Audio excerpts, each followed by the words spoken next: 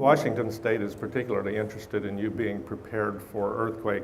That's the biggest of the issues that we're going to have to face in our region. Now, I'm Bruce Schoonmaker, and we do emergency preparedness for earthquake. The main part of that is earthquake retrofit, but we're a full-service company, and we want you to be prepared in all ways. So we're going to go through some things today that will help you do that.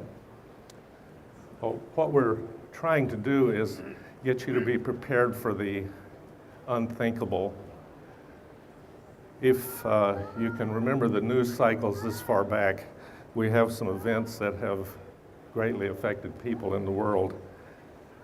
And starting in Chile and Haiti and New Zealand, all these events have captured the news. And of course, we all would remember Japan in 2011. That was actually happening just after the home show in 2011. And Indonesia in 2012, there's something about the spring, it seems like, that brings these events on. But one of these days, we're going to have an event that brings the Japanese and the Israelis and all the other countries who have disaster teams to Seattle, because we're going to have an earthquake that will be of biblical proportions, as they say. So we need to be prepared to be shaken, and there are some very practical steps you can take to do that. And while I'm going through this, we can entertain questions. We'll have some specific times to do question answer, but this is one of the standard maps that the U.S. Geological Survey and emergency managers use to show that there are three sources of earthquake here. And the subduction zone, that's the one like happened in Japan, and the deep plate is like 2001 in the Nisqually quake, and then crustal faults happen on long periods, much as 1,000 years. So the trick here is to know what to do. When the event happens, it'll be suddenly, it'll catch you by surprise. It's kind of like the Nisqually quake. How many were around during the Nisqually quake? How many have a good story to tell about it? Of course, because it interrupted your life and things were really different for a few days. So we remember those things because they are unexpected, and we don't have to be debilitated. So knowing what to do. The steps to being prepared, if you look at it initially, it can be a jumble. And what I want to do is help you sort out the preparation steps. Now, when the building starts to shake, you want to drop, cover, and hold. How many of you have done that in the last year, practiced that? How many of you practiced it as a kid in school? Okay, we've got some here. So the reason we practice these things is because when it happens, we don't have to think. One of the things in 2001 that they realized was that in schools, teachers were getting their kids to practice. You know, when the earthquake happens, you drop, cover, hold. But when the earthquake actually happened, the kids dropped, covered, and hold, but the teachers didn't, because they never did that as part of the practice. So it would behoove you to at least visualize dropping, covering, and holding. When you come into an area, be earthquake aware, like what are you going to do here if the earthquake starts? I think it's a drop, cover, and run kind of thing. I think this building would be safe, but it would be really scary because it's metal and it's going to move all over. So anyway, that's the basic thing you want to survive. That's our first priority in the earthquake, is to get through it. And then after that, we'll start thinking about the things we should have done and which you can do right now to be prepared for that scary time. So it's going to take a little bit of planning. How many of you have an earthquake plan? Good, we have at least one here. This is a time to start thinking about, okay, who's in my family, where are they going to be, what am I going to do, how are we going to get together? So have a plan to contact loved ones. That's contacting someone out of the area. We may have a situation where we can't call others. I don't know if you were part of the Seahawks parade and all that big event, but emergency managers were saying, don't do so much texting, it's ruining our system. And you may have had trouble making calls because once everybody hits the lines, it's going to plug up and nobody will be able to call anybody except by shortwave. So know if you get the one call, if we're in that situation where you only have one call, know who to call. Someone outside the area, probably in your family, you can call and say, we're okay. You don't have to worry when everybody else calls you because we've told them that you're our contact point, then you can say they're okay, but they can't be in touch. The Red Cross let them have their one call for the week. So it's good to have that information on your person in a card.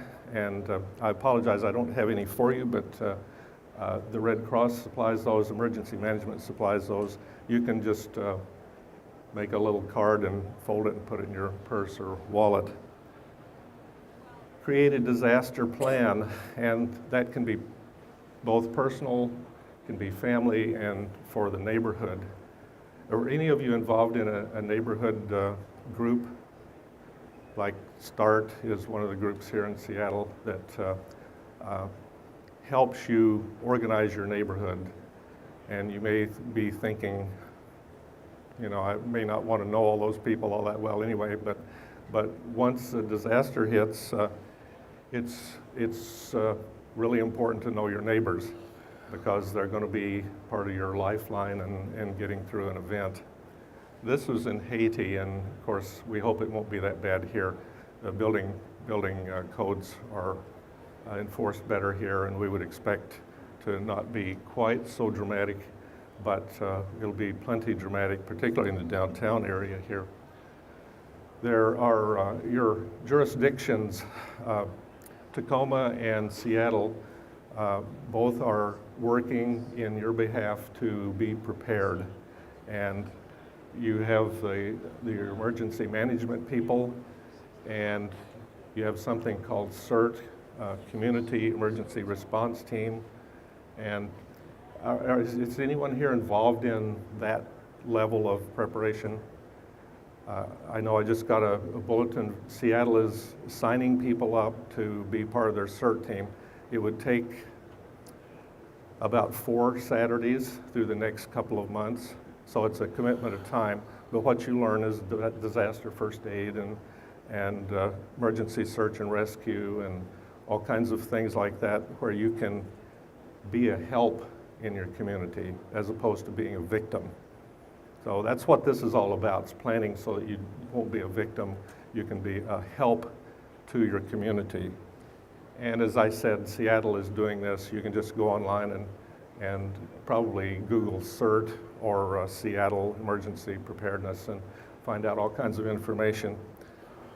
If you have trouble knowing what to do with your life besides the regimen of TV and that kind of thing, emergency preparedness can really give you a cause, and you can be the obnoxious one at the party talking about the events that's going to come and how you can be prepared.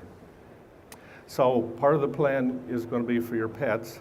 You remember in Katrina where they couldn't take the dogs on the boat, and that was a big hullabaloo.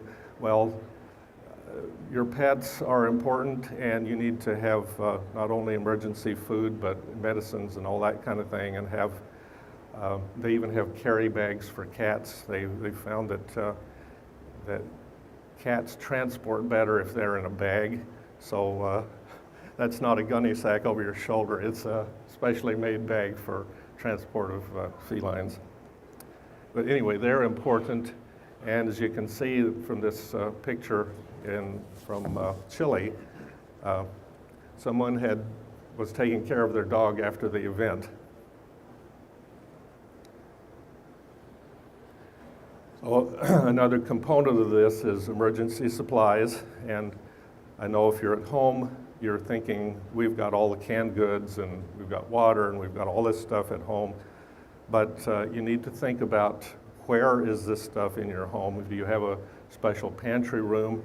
How does the door open? Does it open to the inside of the room? And where's all the stuff? Is it going to fall behind the door, so you're going to need a chainsaw to get in to your emergency supplies or your foodstuffs? Just think about some details about could I access all my food? It's good to have emergency supplies outside, and it's good to have emergency supplies like in your car. This is just a small bag, but you could survive a couple of days on this. There are little 3 packs of water. It's not enough water for 3 days, but you know, you could survive until you get help if you're in your car. There's a block of food in here that's kind of like a granola bar, except it's a granola bar on steroids. It's packed for 5 years, and as I have told some people, I keep my supplies in my garage, and we had rats get in. And I found a part of one of these eaten. Now, it's strange to me that they only ate part of it. I think it would be instructive to us that this isn't probably something you would raid the pantry for, but it would keep you alive. It's got a lot of nutrition. And then emergency blanket, one of those thermal things, and toilet paper.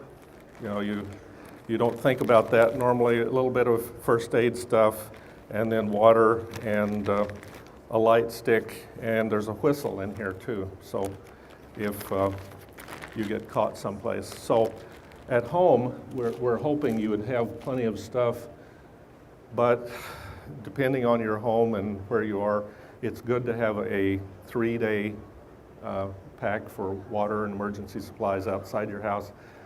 It's good to keep it in like a garbage can. If you do that, put it in a metal one, because rats can chew through the plastic, and when it comes time, you won't have that wonderful bar to chew on. The rats will already, of course, they may have left you some, but anyway, the idea is to be prepared to have food and water.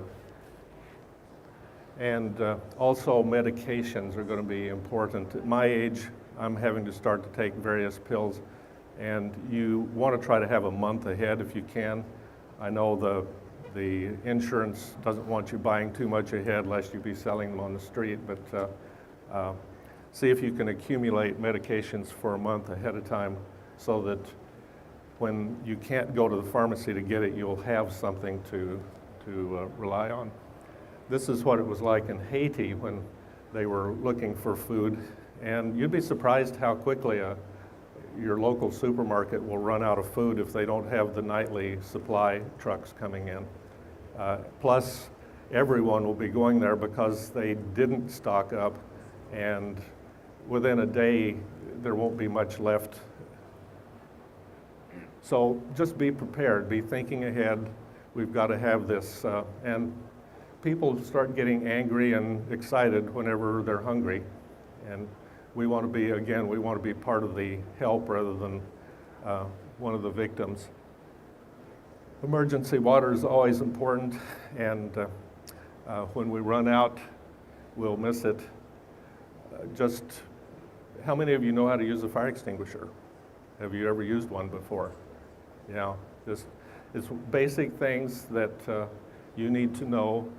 And then have a radio available. Maybe you have an app on your iPhone or something, or just a little transistor radio that the battery lasts forever. You need some way to be able to listen to public service announcements about what's going on and where. Any questions to this point?